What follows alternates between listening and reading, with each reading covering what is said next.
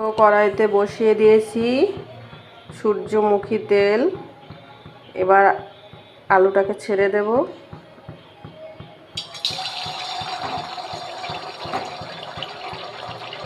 এটাকে আলুগুলো সব ছেড়ে দেব।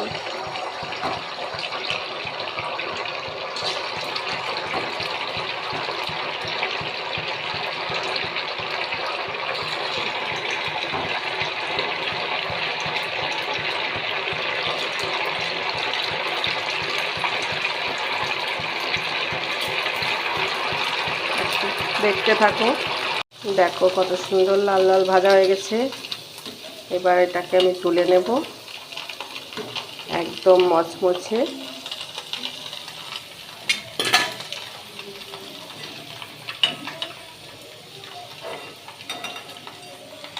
খুবই সুন্দর লাগে খেতে। দেখো কতটা খাস্তা।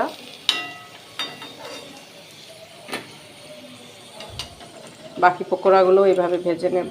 রেডি হয়ে গেছে আমার আলুর পকোড়া সাবু দিয়ে। তোমাদের যদি ভালো লাগে কমেন্ট করে জানাবে। আলু দিয়ে সাবুর পকোড়াটা কিন্তু খুবই ভালো লাগে খেতে।